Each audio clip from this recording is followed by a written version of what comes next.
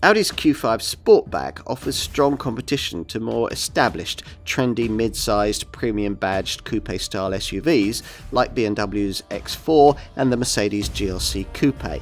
As with those cars, there aren't too many practical compromises in creation of this model's more stylish look, and clever OLED rear lighting tech offers an extra showroom incentive.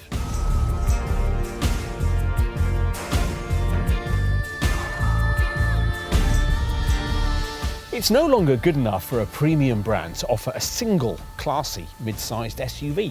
The aspiring middle management customers and retired people who form the largest market here expect the option of a sportier, more rakish offering with this kind of car, and here Audi provides it with this model, the Q5 Sportback. Audi's been rather late to this particular party. The model that pioneered this segment, the BMW X4, was introduced as long ago as 2014. Mercedes joined in with the GLC Coupe in 2016, and the Range Rover Velar arrived in 2017. Not until 2020 did this Q5 Sportback appear in the showrooms, its arrival coinciding with the launch of a far-reaching facelift of the ordinary second-generation Type 80A Q5 SUV that had originally been introduced in 2017. The Q5 has long been one of Audi's top 3 best-selling models, and there's little doubt that this Sportback version will broaden its appeal, just as in the segment below the Q3 Sportback did when it joined the Q3 range in 2019. Audi is expecting something similar here, anticipating that this Q5 Sportback will take 35 to 40% of all Q5 sales going forward. Like its standard counterpart, it's built at Audi's San Jose Chiapa plant in Mexico. And of course it features all the improvements lately visited upon facelifted versions of the ordinary Q5. That means a new twin-dosing 2-litre TDI diesel engine option, the brand's latest mild hybrid tech, a completely redesigned advanced cabin infotainment system, and, for those that want it, Audi's TFSI-E plug-in hybrid technology is really getting into gear. Top variants also gain an achingly trendy OLED rear lighting system, and there's a high-performance SQ5 variant at the top of the range. Plenty to talk about then in this, the industry's most comprehensive film, the Car and Driving Road Test.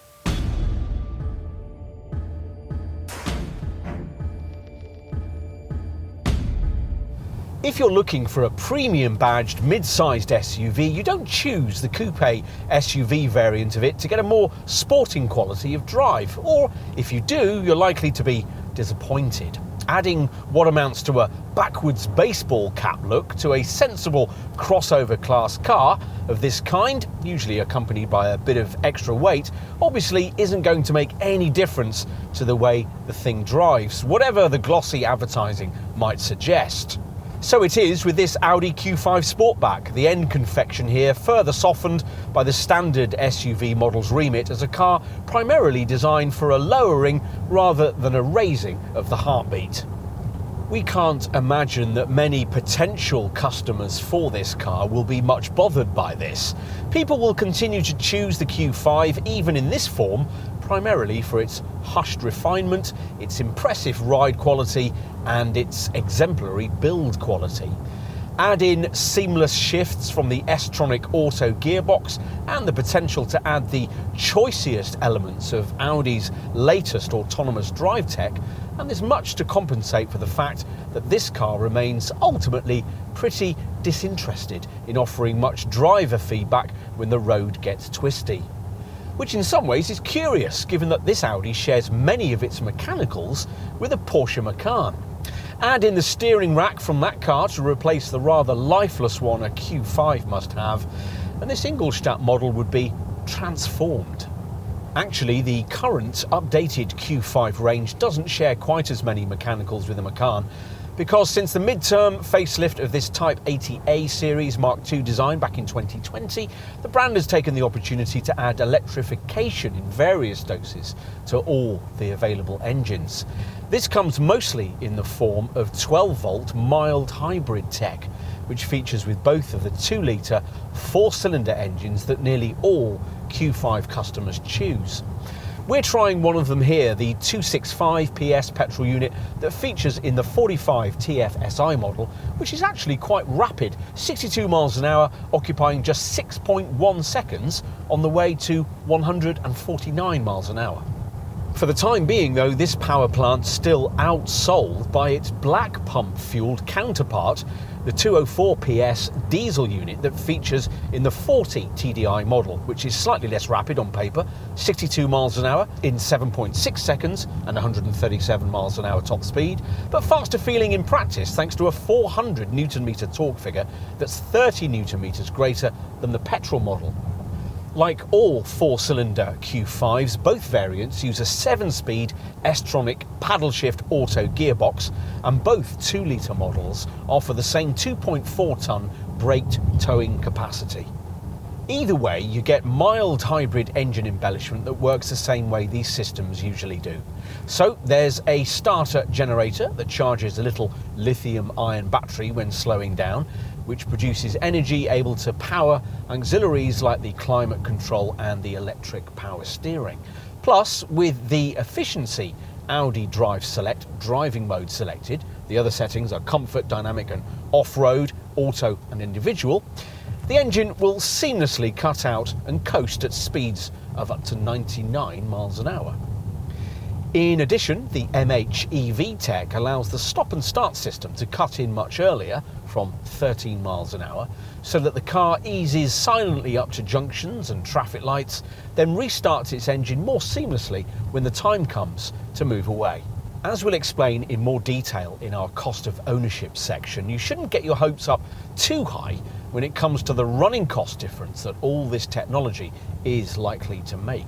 If you want a powertrain in your Q5 Sportback that will make a significant efficiency difference, you'll need to look instead at the two TFSI-E plug-in powertrains available with this car.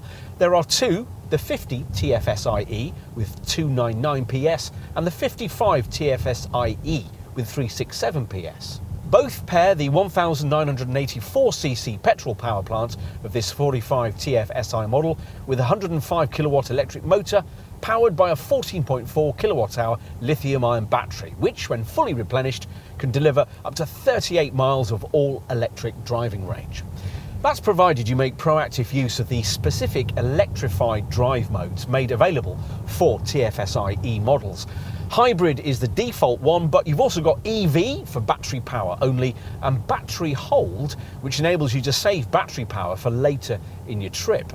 For those occasions when frugality is abandoned and you simply need performance, the 50 TFSI-E model makes 62 miles an hour in 6.1 seconds, a figure the more potent 55 TFSI-E competition variant improves to 5.3 seconds. Both derivatives top out at 148 miles an hour. What about four-wheel drive across this car's model range? Well, it's standard, of course. All-wheel traction tends to be merely a nice-to-have feature amongst smaller mid-sized coupe SUVs, but in the premium upper mid-size sector this Q5 Sportback sits in, it's an expected feature, delivered in the case of all the TDI, TFSI and TFSI-E variants mentioned so far by the latest version of Audi's Quattro Ultra four-wheel drive setup. Like most other all-wheel drive systems used in this class, this one operates in a seamless fashion, introducing drive to the rear wheels when grip levels demand it, or when you switch into the dynamic driving mode. The difference with Ultra Quattro technology, though, is that it can also be predictive. Sensors around the car allow the system to read your driving style. So, for example, if you're throwing this Audi around in that sporty Drive Select dynamic setting, the software will engage four-wheel drive sooner and for longer. In contrast, if you're cruising along with Drive Select in comfort, the Quattro package is less likely to unnecessarily come into play than it would with a less intelligent on-demand system. That covers the four-cylinder Q5 Sportback range. There is another engine option available, though not in the conventional variants most will want. Audi limits its gutsy 3-litre V6 TDI diesel unit to the top and sportiest SQ5 model, which gets it in a 341 PS state of tune, complete not only with a mild hybrid system we mentioned earlier in uprated 48-volt form, but also an electric compressor which facilitates near instantaneous throttle response and virtually seamless access to 700 Newton meters of torque. To cope with that, an 8-speed Tiptronic ZF torque converter auto gearbox is fitted, and if you're quick with the steering wheel paddle shifters, you'll be able to work with it to dispatch the rest to 62 mph sprint in just 5.1 seconds, en route to a top speed that must be artificially limited to 155 mph. Power, of course, is nothing without control, and in the top Vorsprung trimmed version of the SQ5 you get an extra element of that, courtesy of Audi's Sport differential, which transfers torque between the rear wheels for extra cornering traction. Every SQ5 gets a heavier duty Quattro four-wheel drive system, Audi's traditional Torsen activated setup, plus a 30mm lowered ride height. There's also adaptive damping, which on a Vorsprung model is replaced by an adaptive air suspension package that also comes fitted to Vorsprung trimmed Q5 Sportbacks with lesser engines, but can't be optioned in as an extra with more affordable trim levels. Which is a pity, because it'd be a nice feature to have on this car. Adaptive air suspension uses gas-filled cushions in place of steel coils and works through a revised selection of drive select modes that see the off-road option become lift off-road and an extra all-road mode added. This air-suspended setup increases braked towing capacity and will lower the body by 15mm when you select dynamic or travel at speeds of over 74 mph. And it's even more useful on slippery or snowy tracks, raising the body by 25mm in all-road mode and by as much as 45mm if you select the lift off-road setting. In the unlikely event that you are regularly going to use your Q5 Sportback for off-piste use, we think you'd really need this air suspension package, because without it, the car's capability is as limited as it would be with most other models in this segment. For the record, on standard models there's a ride height of 208mm, an approach angle of 25 degrees, a departure angle of 27 degrees and a ramp angle of 17 degrees. In a model that's been fitted with either adaptive or air suspension, you'll be able to monitor these gradient levels via a tilt angle indicator on the centre dash screen, which is something that 99.9% of ordinary Q5 Sportback owners will never want to do. For them, of course, what will be important is this car's capability on the highway, not in the Highlands. And it's at a cruise where the superb refinement we mentioned earlier really comes into its own. At speed, noise suppression is so good that it's virtually impossible to know whether a petrol or diesel engine beats beneath the bonnet. If long dual carriageway distances punctuated by urban commutes are going to be a regular diet of Q5 ownership, you'd ideally want the Vorsprung model, or at least specify the optional Tour Pack that's available with the mid-range S-Line trim level we're trying here. In either case, you'll get an adaptive cruise control with stop and go and traffic jam assist package that can manage most highway driving duties for you with minimal driver input. Plus, when you reach the urban sprawl, an incorporated traffic jam assist feature will also free you up in slow to medium speed queues, allowing the car to automatically brake, accelerate and steer for you at speeds of up to 37 mph. Plus, a predictive efficiency assistant uses sensors and GPS data to prepare the car for corners, roundabouts and junctions before you reach them. It'd all be perfect for Surbiton, if not the Serengeti. And it's all very Audi, just as a Q5 should be.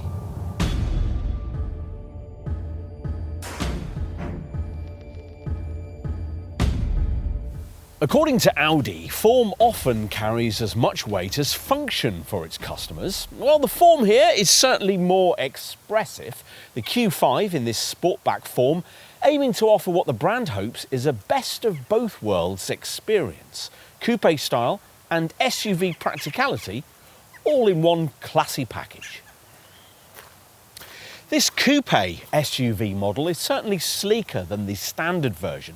The drag factor drops to 0.30 CD, but it's also 20 kilograms heavier, partly because it's 7mm longer. The obvious change, of course, is the earlier downward slope of the rear roofline, emphasised by these silver-finished roof rails. More silver trimming along these lower sills add a further touch of SUV-ness. This Sportback version's been redesigned from the B-pillar backwards, but much remains from the ordinary variant, including this prominent upper crease line, which begins as a bonnet seam at the corners of the headlights before sweeping back towards the rear below mirrors, mounted on the door shoulders as they would be on a sports car. Lower down, various surfaces create an interplay of light and shadow to give the flanks some shape, and they separate flared wheel arches housing rims that vary in size from 18 to 21 inches. And we've got 20-inch 5-segment spoke design diamond cut rims here. In theory, there aren't really any changes at the front to distinguish this Sportback variant, but Audi couldn't resist doing a little tinkering, and the result on this S-Line spec model, the trim level most will choose, is that these corner intakes get a wider silver frame. Otherwise, the look is just as on the ordinary SUV version of Audi's updated Mark II Q5 design, which means that this trademark single-frame grille gets this black honeycomb mesh finish on pricier variants and remains the starting point for crisp bonnet contours that, as before, flow up to the windscreen and the A-pillars. The bonnet wraps over the outer edges of the wings, as do the low-profile, wedge-shaped headlights with their intricate Audi-branded lenses.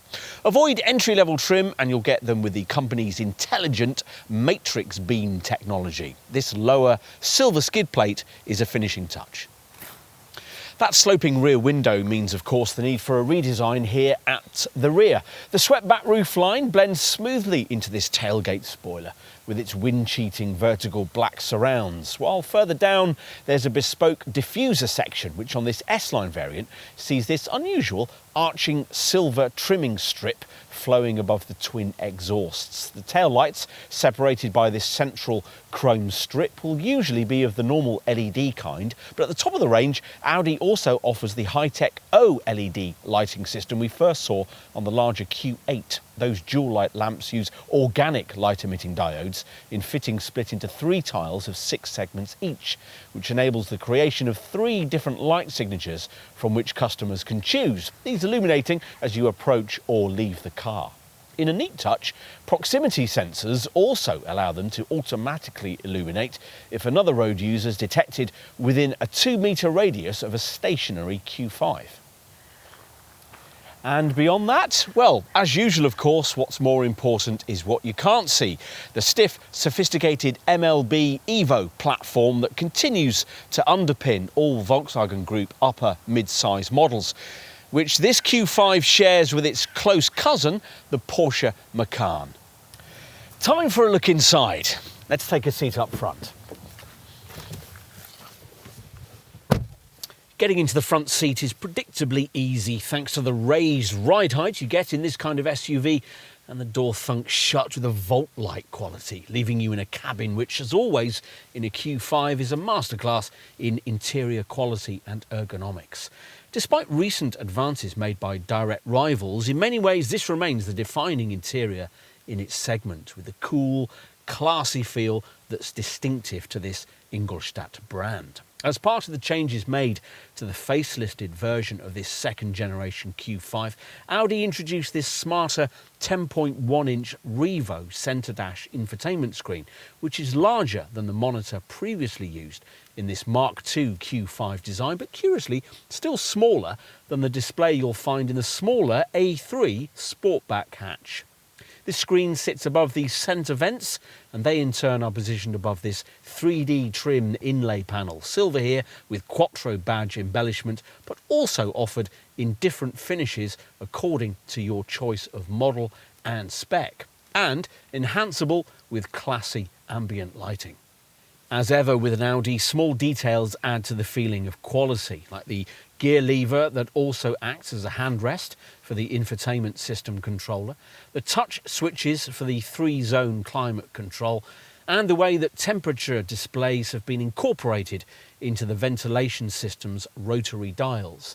As before, the brand wants the interior experience of this Q5 to replicate that of an SUV from the next class up, as in many ways it does, every control function working with Swiss watch-style precision. The introduction of this more sophisticated central screen reflects this Q5's adoption of Audi's latest MIB3 media platform, or parts of it anyway. Because this model's Type 80A Q5 design dates back to 2016, its dashboard doesn't incorporate the kind of useful lower 8.6-inch screen that the MIB3 setup delivers in Audi's larger models. But, as with those cars, the upper screen relies almost entirely on acoustic touch functionality and voice control. So there's no longer any place for the MMI rotary controller by the gear stick that on earlier Q5s used to make it easier to access particular infotainment screen functions without taking your eyes away from the road. We can't help thinking this to be a backward step.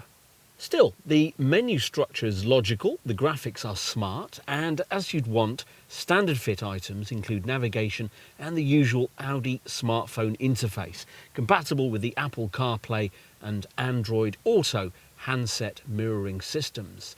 You'd have to pay extra for that on a rival Mercedes GLC Coupe in this segment.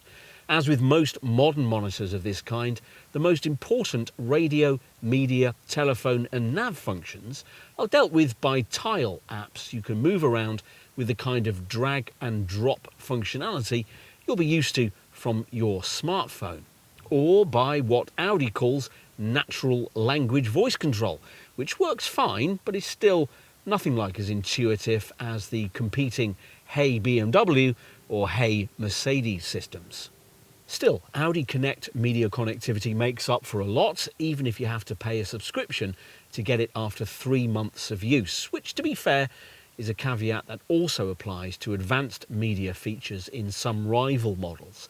Amongst other things, the Connect package delivers online media streaming, a Google Points of Interest search function, a comprehensive Audi online traffic information system, plus news and weather feeds via a Wi-Fi hotspot supporting the super-fast LTE Advanced mobile data network. The other screen you'll be interfacing with in this car is the one you view through the magnesium-framed 3-spoke wheel. This 12.3-inch configurable virtual cockpit display is standard across the lineup, and here, as usual, works with 2 selectable layouts activated by this steering wheel view button.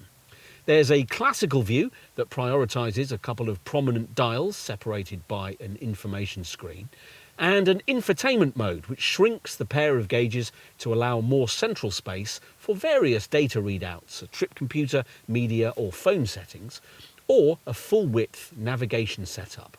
The only slight issue we have with the virtual cockpit package is that you can't use the navigational part of it if you're using outside sat-nav systems through your phone, such as Waze. Otherwise, though, this setup still represents a class benchmark for digital instrument clusters of this kind. You're perfectly positioned to view all of this information by supportive chairs that get standard leather trim, are anatomically shaped and feature embellishments that you'd have to pay extra for on rivals, things like heating and lumbar support, which certainly adds to the very upmarket ambience served up here. As we've already suggested, wherever you look, touch or feel, there are treats. Buttons click nicely, column stalks feel good, and the low-rent plastics you'd find further down in most premium rivals are noticeable by their absence. Frontward visibility is fine, but your over-the-shoulder view is slightly compromised by the coupe-style sloping roofline, as is the case with most other cars in this segment. So it's fortunate that all-round parking sensors and a reversing camera are standard fit. Onto storage space, which for the most part has been thoughtfully addressed. So you get a pen clip and little coin slots in the big glove box. The door bins are of a decent size and you get both USB-A and USB-C ports. The USB-A port is to be found alongside a 12-volt socket to the left of this nicely backlit cubby at the base of the centre stack. The USB-C point, meanwhile, is inside this stowage area between the seats, an area which can be topped by this ratcheting lid that serves as an armrest if you pay extra for it.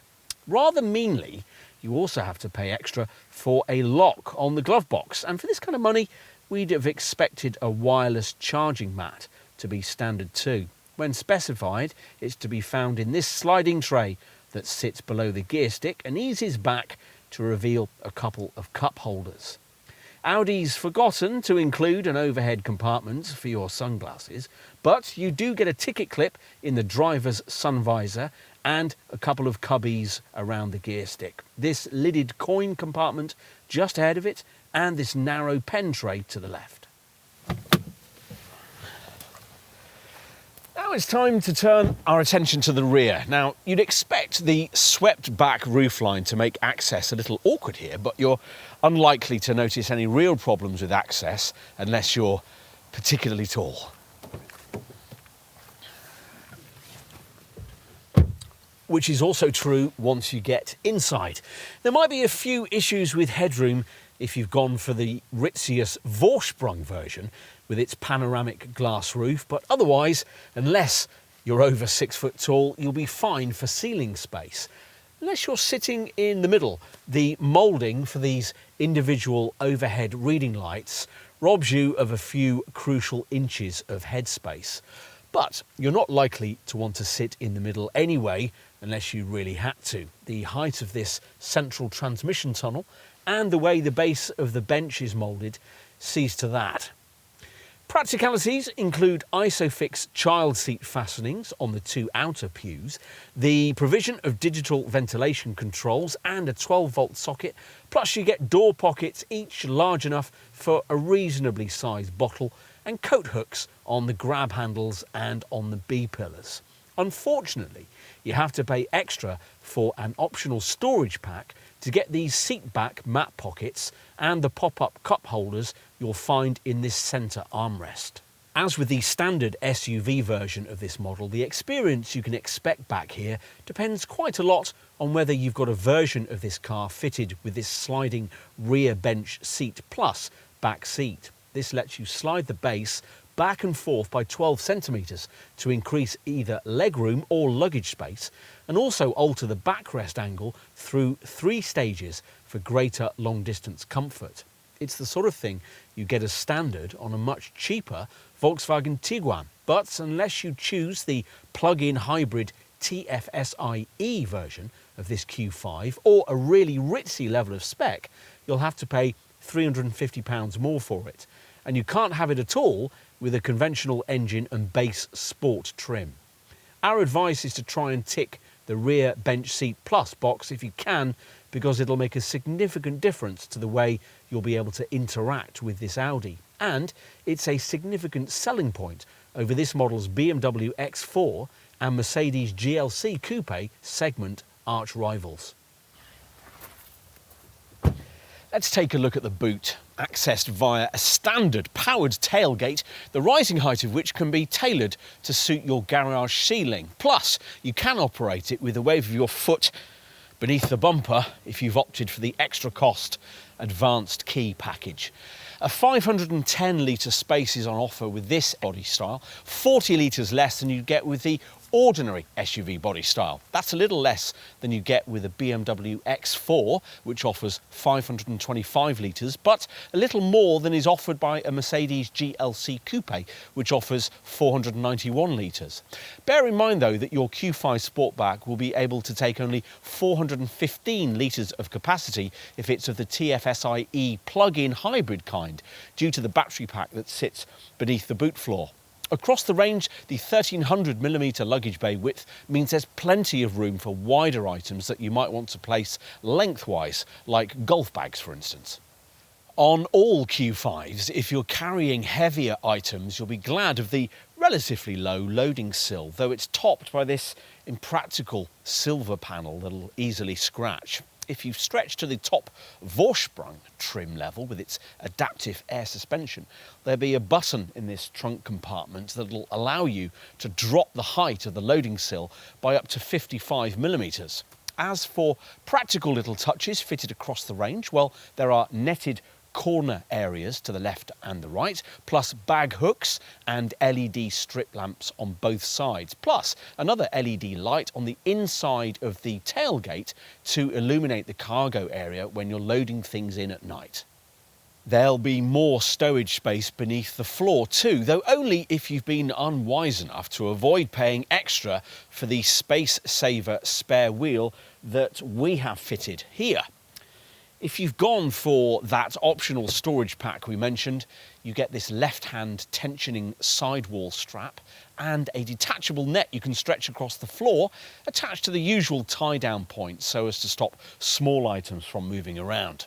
If you've got a Q5 fitted with the rear bench seat plus package we mentioned earlier, you'll have the advantage of being able to push the sliding rear bench right forward if necessary, so increasing cargo capacity to as much as 570 litres.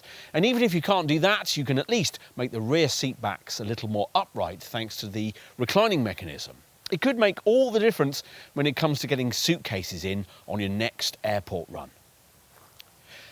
If you need more cargo flexibility, then the first option is to make use of the way that this rear bench splits 40-20-40, which means that longer items like skis can be pushed through into the cabin without disturbing two rear-seated occupants. Completely flattening the rear bench frees up 1,480 litres of space in this Sportback version of this car. That's 40 litres less than the standard SUV model.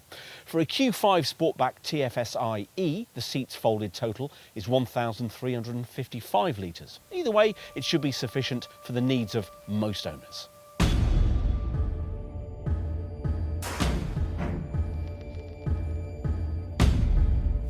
If you're looking to buy an upper mid-sized premium coupe SUV like this Q5 Sportback and expecting a sticker price of under £45,000 for it, you're being a touch unrealistic these days. From launch and at the time of this test in autumn 2021, prices for this model started off at just under £46,000. And there's the usual Audi trim choice of base sport, mid-range S-Line, which is what we have here, and top Vorsprung. This has a 2-litre 4-cylinder engine, which is what almost all Q5 sold in our market get, paired in every case with a 7-speed S-tronic dual-clutch auto gearbox. This happens to be the 265 PS petrol version, badged 45 TFSI, which costs only a fraction more than the alternative 204 PS diesel, badged 40 TDI. Q5 Sportback folk looking at either engine usually often choose to find the £2,550 premium to upgrade from base sport spec to this mid-range S-Line trim. You probably won't want to stretch from S-Line to top Vorsprung spec because that requires over £15,000 more, by which time you'll be paying nearly £64,000. The other engine option you might want to consider here is Audi's TFSI-E plug-in hybrid power plant, a version of the 2-litre TFSI petrol unit mated to a 105 kilowatt electric motor powered by a 14.1 kilowatt-hour battery, which can deliver an electrified range of up to 38 miles. This comes in two forms, with the variant most will want being the 50 TFSI-E model, which offers 299 PS, can be had with the major trim levels, and was priced from around £53,500 at the time of this test. If you can afford to stretch to near the £60,000 mark, there's also a faster 55 TFSI-E derivative, which puts out 367 PS and only comes in the highest competition or competition Vorsprung standards of trim. At the top of the Q5 range, Audi offers a fast SQ5 version of this model, which only comes with a 341 PS version of the brand's 3-litre 6-cylinder diesel. At the time of this test, the standard version was priced at around £59,000, but you'll need around £74,000 to get the top Vorsprung version. Right, let's take a look at the overall Q5 Sportback value proposition. Now, in terms of pricing perspective, before we get into rival brand comparisons, we probably first need to clarify this Q5's position in the Audi lineup. A Q5 Sportback costs around £8,000 more than a comparably engined version of the next model down in the brand's lineup, the Q3 Sportback. If you want to make an all-electric comparison, the brand's similarly sized Q4 Sportback e-tron in comparable 50 e-tron Quattro form will cost you around £6,000 more than a Q5 Sportback. With that said, you'll want to know how this Q5 Sportback's pricing stacks up against premium branded upper mid-sized coupe SUVs from rival manufacturers. So let's see, using the most popular variant of this car, the 40 TDI diesel, as a pricing benchmark. The obvious rivals are the Mercedes GLC Coupe, which costs around the same as this Audi, and the BMW X4, which costs around £3,000 more. The other rival you might consider, the Range Rover Velar, costs around the same as this Audi in base diesel form, but further up the Velar lineup, you'll find that pricier variants of that car tend to cost around £3,000 or so more than their Q5 Sportback equivalents. Similar money to what Audi's asking here would also get you a better specified Jaguar F-Pace, and you might also want to look at a Porsche Macan, which at the time of this test was priced from just under £50,000 upwards. The other mid-sized premium badged SUV contenders that might spring to mind are more accurately targeted by the more ordinary SUV version of this Q5. If, having done your homework and looked at a few alternatives, you conclude that it is this Audi that you really want, then you're going to need to know just how generous the Ingolstadt brand has been when it comes to the standard spec. Well, let's see. Even entry-level sport spec gives you plenty. To be specific, you get 18-inch 5 twin-spoke alloy wheels, full LED headlights, aluminium roof rails, keyless entry, an alarm, auto headlamps and wipers, a powered tailgate, and Audi Parking System Plus, which gives you front and rear parking sensors. Inside, there's leather upholstery, climate control, heated front seats, an auto-dimming rear view mirror, cruise control, an LED interior lighting pack, a reversing camera, and a useful removable net partition for the cargo area. Plus, there's a drive select system that allows you to tweak throttle, steering, and gear shift timings to suit the way you want to drive. Perhaps the most important piece of standard interior equipment fitted across the Q5 Sportback range, though, is this car's high-end Infotainment Package. Now, Audi calls it MMI, Navigation Plus with MMI Touch. To operate it all, this car draws on the MIB3 infotainment platform we first saw in the 4th generation A8 Saloon, or borrows from part of it anyway, specifically the high-mounted centre dash 10.1-inch screen, with its sophisticated graphics, acoustic feedback, and natural language "Hey Audi" voice control. This setup's intelligent 3D navigation system is able to take into account traffic congestion and previously driven routes, brief you on filling stations and parking places on your route, and include 3D graphic models of many European cities. The MMI package also includes voice recognition, which is able to connect with the cloud-based Amazon voice service Alexa. And there's an 8-speaker DAB sound system and the usual wireless smartphone interface, which hooks you up with the Apple CarPlay and Android Auto phone mirroring connectivity system. As an included part of the MMI system, you'll get 3 months free use of the Audi Connect Media Connectivity Package. You'll pay a subscription for these services if you want to continue with them after that point, and you might well want to. Audi Connect works via an embedded SIM card that's permanently installed in the car and operates on a data flat rate, so you won't be stung with high roaming charges if you do a bit of intercontinental motoring. The setup comes with an LTE data transmission module that establishes high-speed 4G Internet 3 access and creates in your Q5 a Wi-Fi hotspot supporting the super-fast LTE Advanced Mobile Data Network. It also allows you to navigate with images from Google Earth, access a Google Points of Interest search function with voice control, and use a web radio setup with stations from around the world. Through the Connect system, you can access special in-car versions of your Facebook and Twitter pages, and it's possible to read, write and send text messages and emails.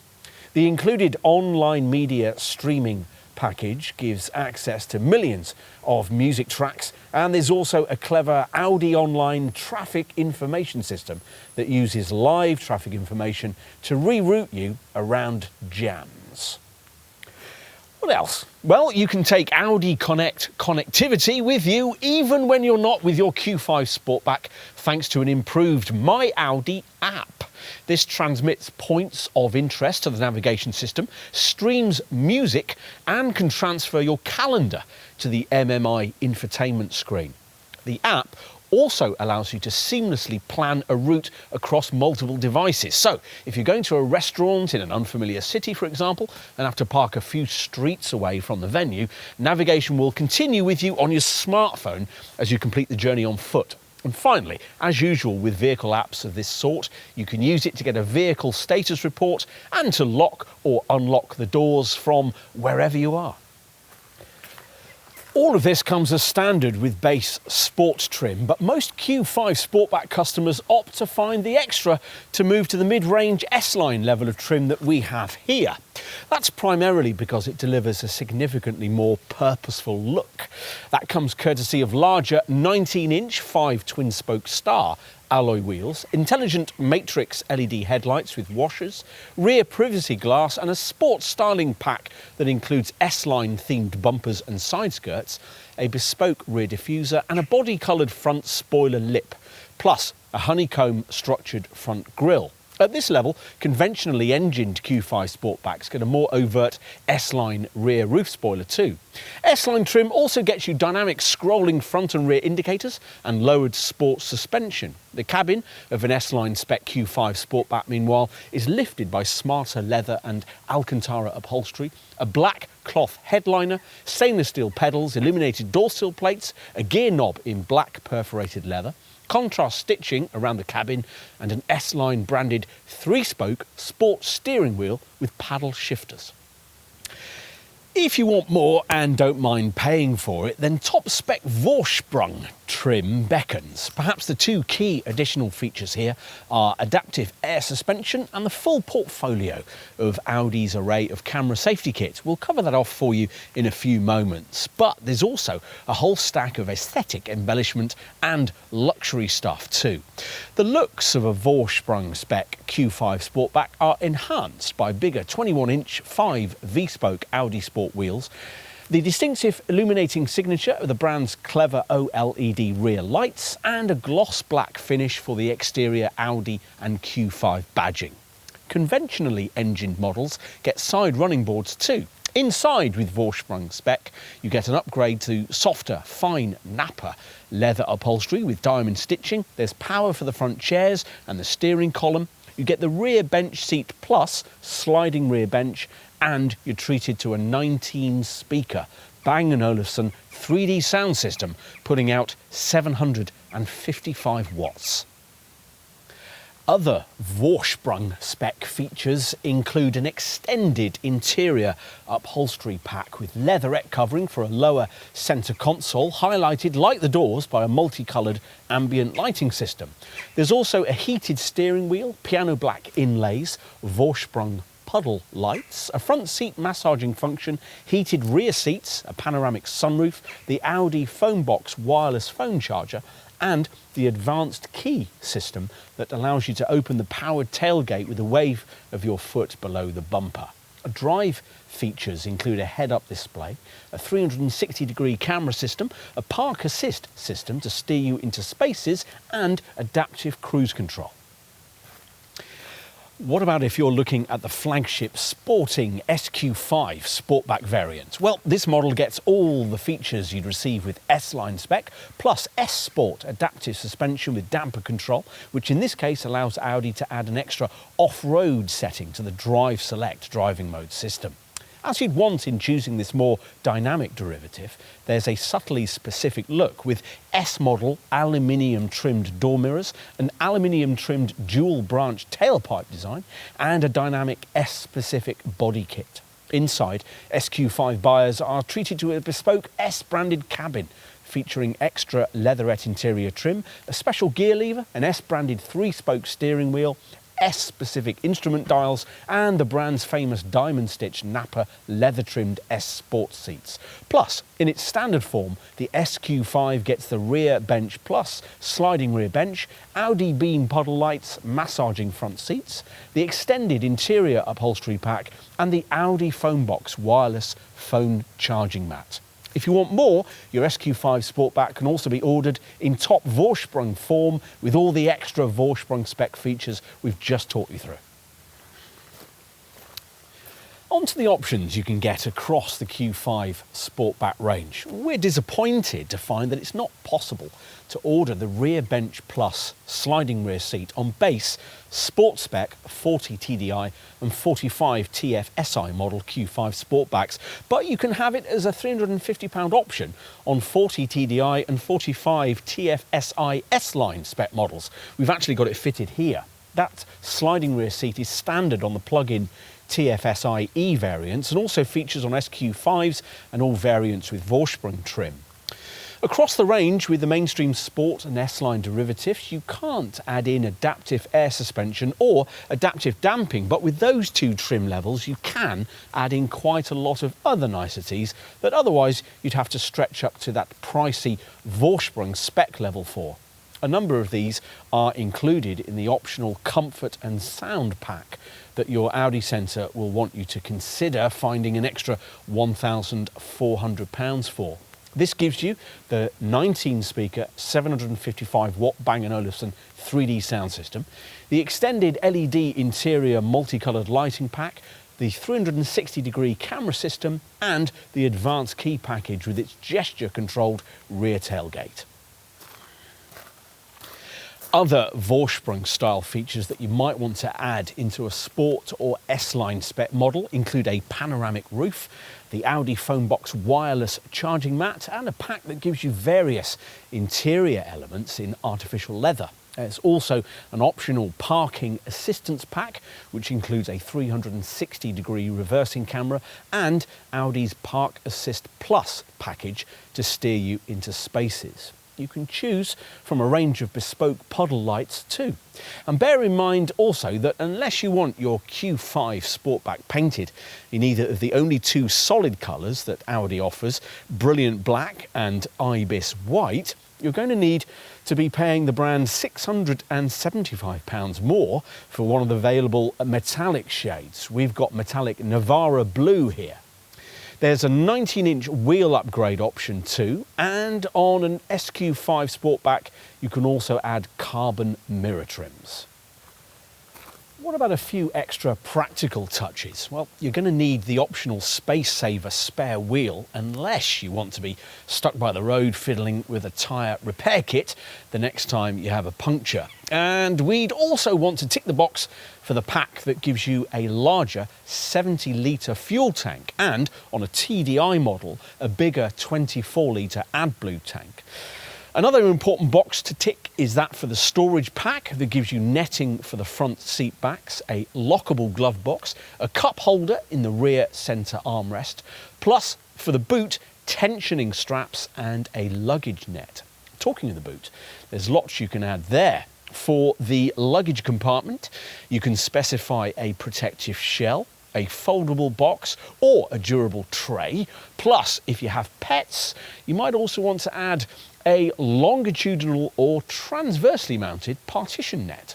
You can add a tow bar, of course, which will also allow you to add bike carriers capable of taking either 2 or 3 bikes. Bicycles can also be carried using a bespoke rack on the roof. And roof racks are also available for roof boxes, skis, snowboards and kayaks.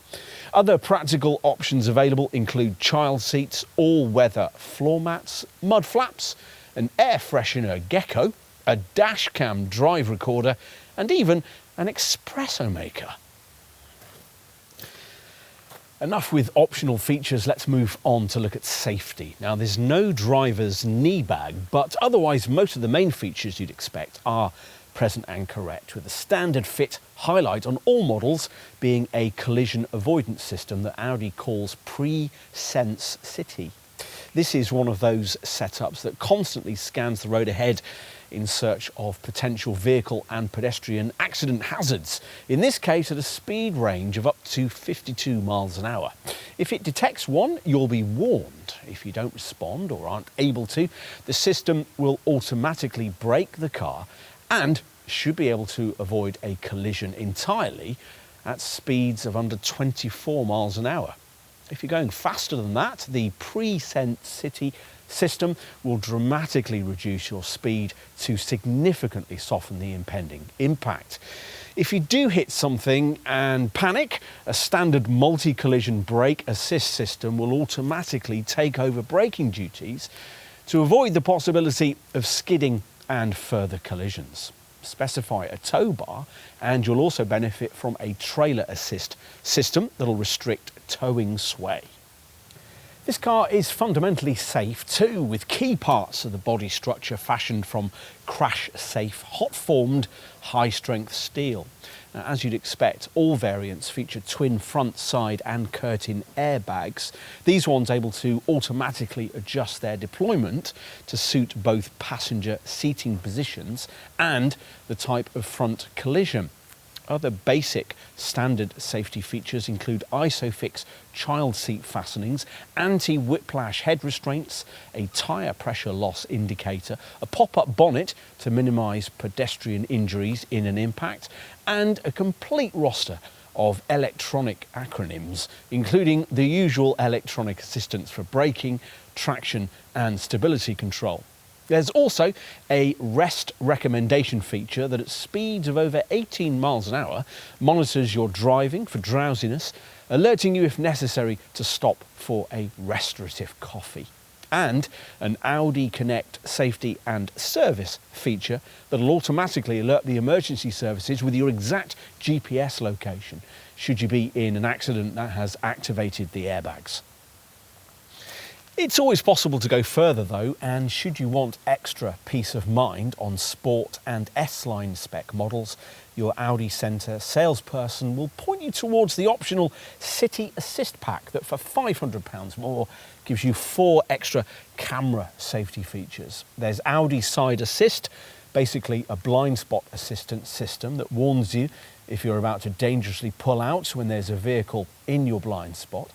Secondly, there's Cross Traffic Assist Rear, a feature which warns you of oncoming traffic when you're reversing out of a space. Thirdly, there's Audi Pre-Sense Basic, which braces the car for a collision, tightening seat belts, closing all windows, including the sunroof, and activating the hazard lights. When a collision is unavoidable, the Pre-Sense Basic system assists the driver with controlled brake applications, often overriding the intense effort of the driver and keeping the car from skidding. The final element in the City Assist Pack is Audi Pre-Sense Rear, a system which also braces the car for a collision, but this time with specific attention on impending collisions from the back, detected via sensors in the rear bumper. If you can avoid base sport trim and stretch to this mid-level S-Line spec, you'll also be offered the option of Audi's Tour Pack for an extra £1,250, which includes a range of even more advanced camera features. With this, your Q5 Sportback will be embellished with a Level 2 style autonomous driving feature, adaptive cruise control with stop and go and traffic jam assist. This system uses automatic distance regulation to seamlessly keep your Q5 a set distance behind the car in front on the highway, warning you if you're too close to another vehicle and able to automatically stop you, then start you off again if you come across a tailback. The traffic jam assist part also frees you up in slow to medium speed queues, allowing the car to automatically brake, accelerate and steer for you at speeds of up to 37 miles an hour. A clever predictive efficiency assistant system works with this setup, regulating your Audi's speed for maximum efficiency and also offering driving tips. It could create full savings of up to 10%. The Tour Pack also includes turn assist, which automatically applies the brakes to prevent an accident if you're turning out of a junction and haven't seen an oncoming car or bike. If only every car had that feature. Further Tour Pack features include Audi's Pre-Sense front system, designed to help avoid or to mitigate accidents that might see you heading into the rear of the vehicle in front. With this, a long-range radar positioned at the front of the car can detect vehicles up to 80 metres ahead, which your Audi is likely to hit unless action is taken. The information from the front radar is combined with data from a windscreen-mounted camera to calculate the likelihood of an impact, and the driver will be warned then, if necessary, the brakes automatically applied. There's also a collision avoidance assistant, which provides extra steering torque to help you steer around an obstacle in an emergency situation. A more familiar Tour Pack inclusion is traffic sign recognition that can picture road signs and display them on the dash. And there's active lane assist there to gently steer you back into your lane if you inadvertently drift out of it. It's all very reassuring. That's covered the safety options on offer, and as mentioned earlier though, the top Vorsprung level of trim comes with a huge array of camera safety and driving tech as standard, some of which can't be had anywhere else in the range. As you'd expect for the money, a Q5 Sportback Vorsprung gets all the features of the City Assist and Tour Packs we've just described. There's also exit warning feature, which will alert occupants if they're about to open a door in the face of oncoming traffic. Cross traffic assist rear, which will alert you to oncoming vehicles when you're reversing out of a space. And Audi side assist, basically a blind spot monitor there to stop you from dangerously pulling out in front of another vehicle.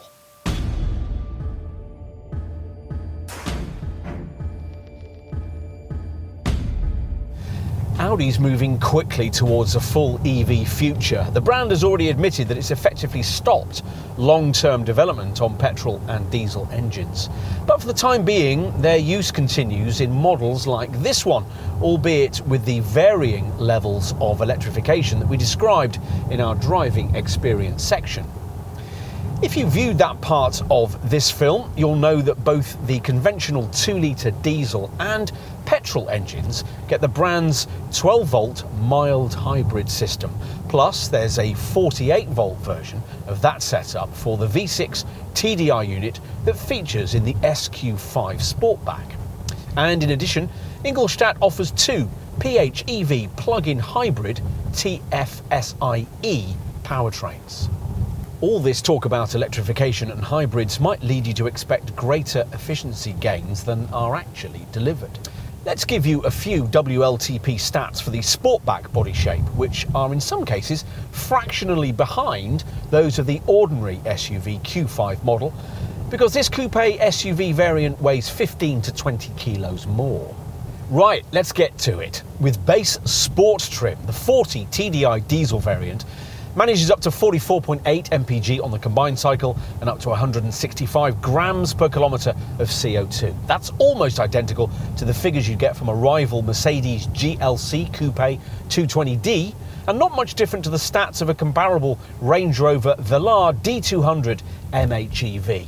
But the class leader remains BMW's X4 xDrive 20D, which thanks to a 35 kilogram lighter curb weight manages bests of 49.6 mpg and 153 grams per kilometre. It's worth noting, by the way, that with the larger 21-inch wheels of top Vorsprung trim, the figures of a Q5 Sportback 40 TDI fall to 41.5 mpg and 179 grams per kilometre.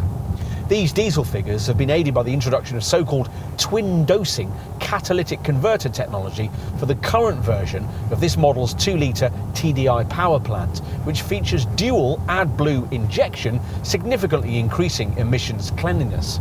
With twin dosing, AdBlue is injected upstream of two SCR catalytic converters arranged in series, with the result of cutting emissions of nitrogen by up to 80% compared with older versions of this 2-litre TDI unit. For the alternative mainstream derivative, the 45 TFSI petrol model, the figures with sport spec are 33.6 mpg and 192 grams per kilometre of CO2, or 31.4 mpg and 204 grams per kilometre with Vorsprung trim. Audi's claim for the difference its 12-volt MHEV or mild hybrid system makes with these 40 TDI and 45 TFSI Q5 models is actually quite modest, a saving of 0.3 litres of fuel every 100 kilometres or 62 miles. Worthwhile certainly, but you can keep the Prius comparisons on hold.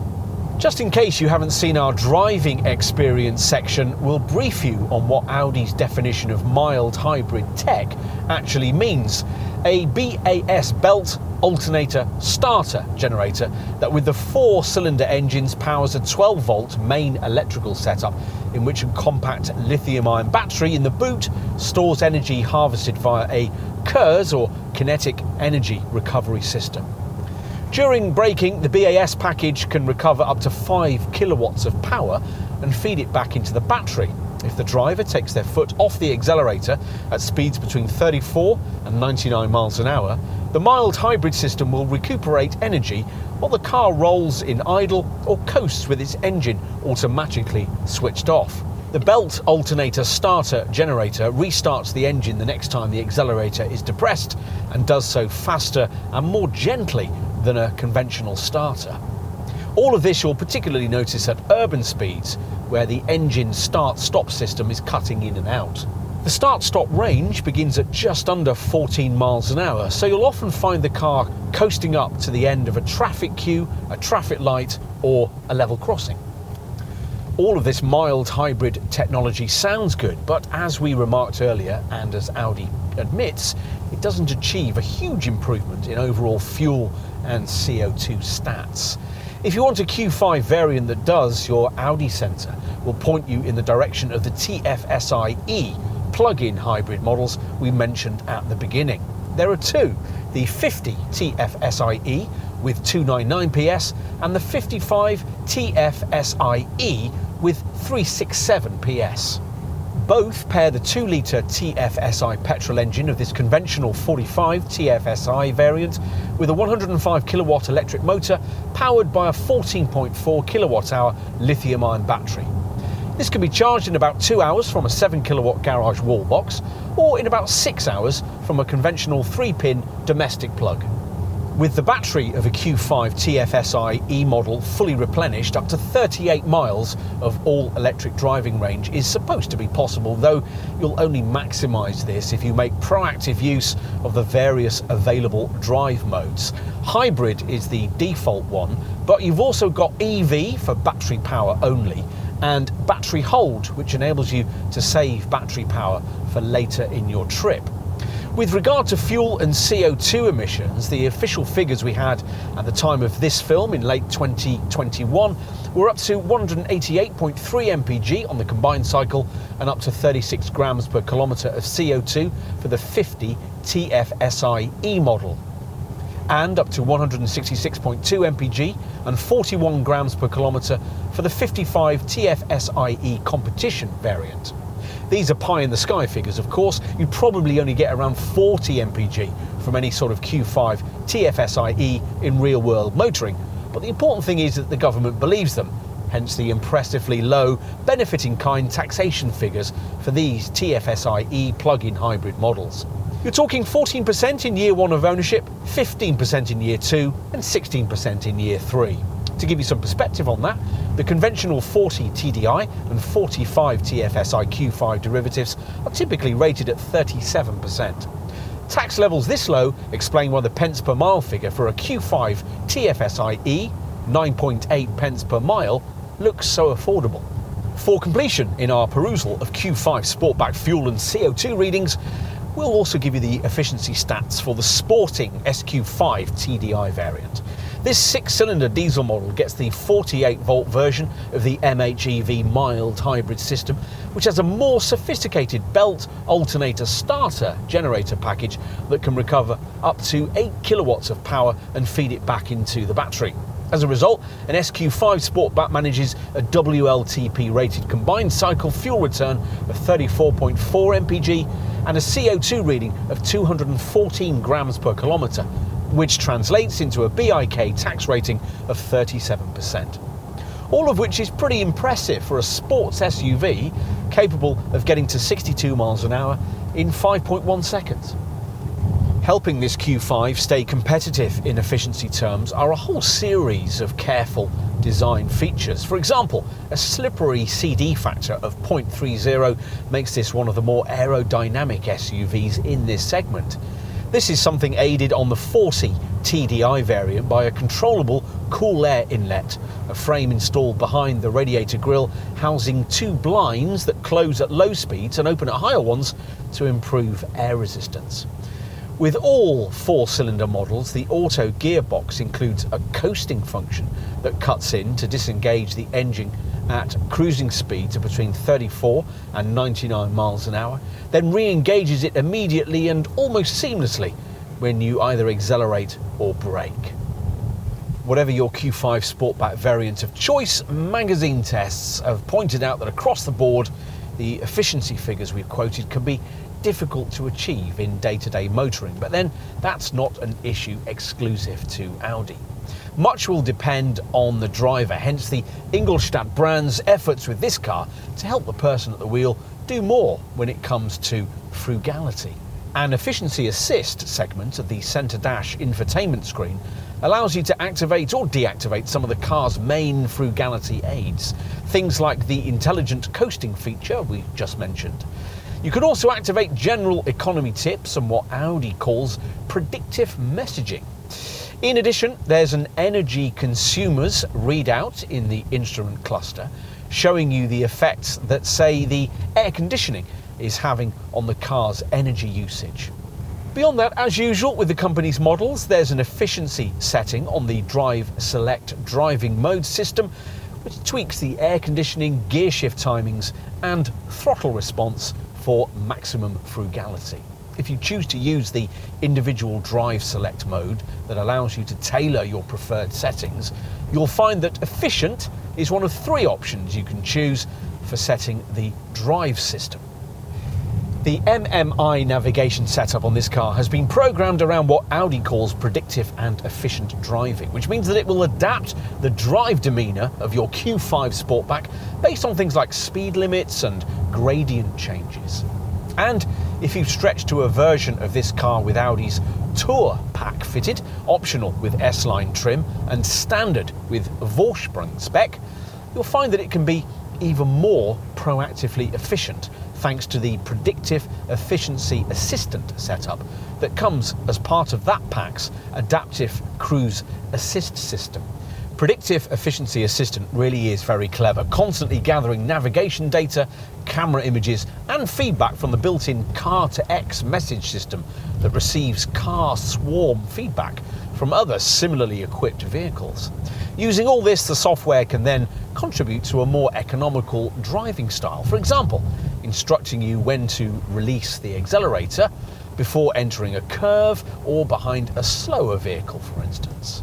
Get onto the highway, and with the adaptive cruise control system activated, Efficiency Assist will automatically make all the frugal driving adjustments for you.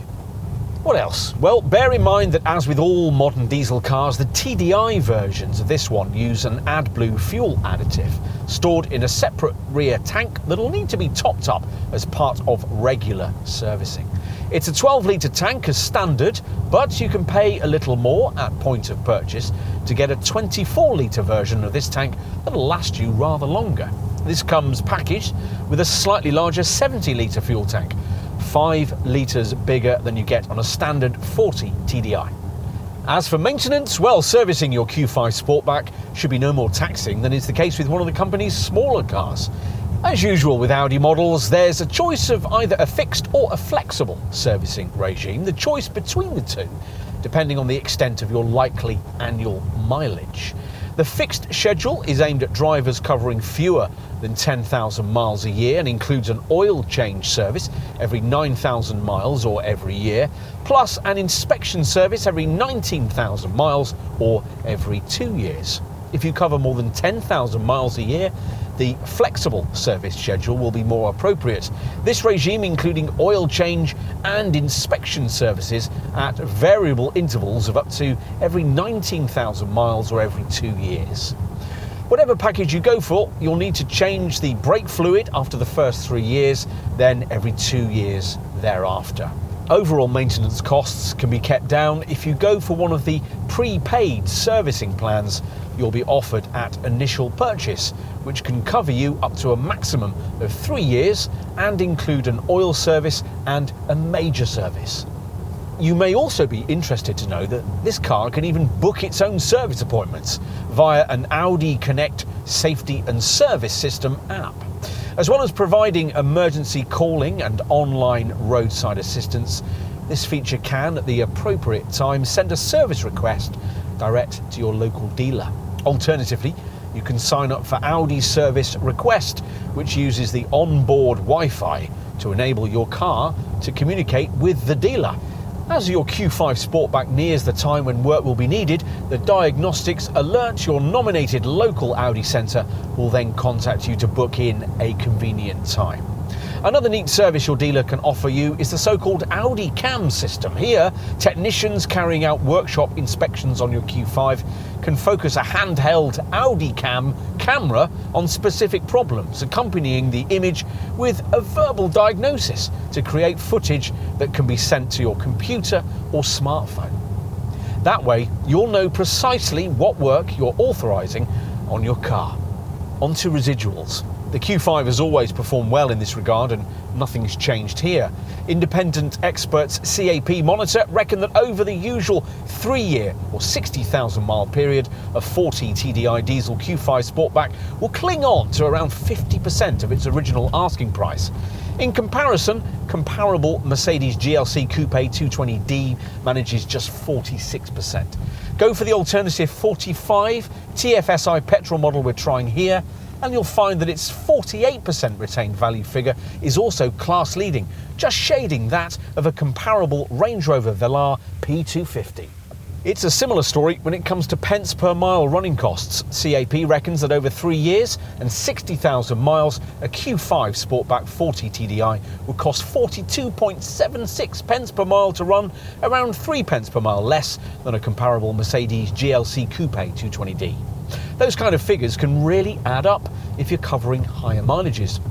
The TFSI-E plug-in models hang on to their value well too, typically retaining 46 to 47% of their value over the 3-year, 60,000 mile period. In comparison, a rival Volvo XC60 Recharge plug-in model only manages 42%. We'll finish by covering the warranty. All cars in this class get 3 years of cover, but whereas BMW and Mercedes don't limit your mileage in this period, Audi rather meanly restricts you to 60,000 miles. Optional extra cost packages can extend the cover to either 4 or 5 years and 75 or 95,000 miles respectively. As for insurance groupings, well, for the 40 TDI Sportback variant, ratings start from Group 35E for Sport Trim, 37E for S-Line spec and 40E for the Vorsprung version. For this 45 TFSI petrol model, ratings start from Group 38E for Sport Trim, 40E for S-Line spec and 42E for the Vorsprung version. For the 2 TFSI-E plug-in models, insurance groupings range between 41 and 45E depending on variant. For the SQ5 Sportback, ratings are pitched at Group 45E for the standard version and Group 47E for the top Vorsprung model.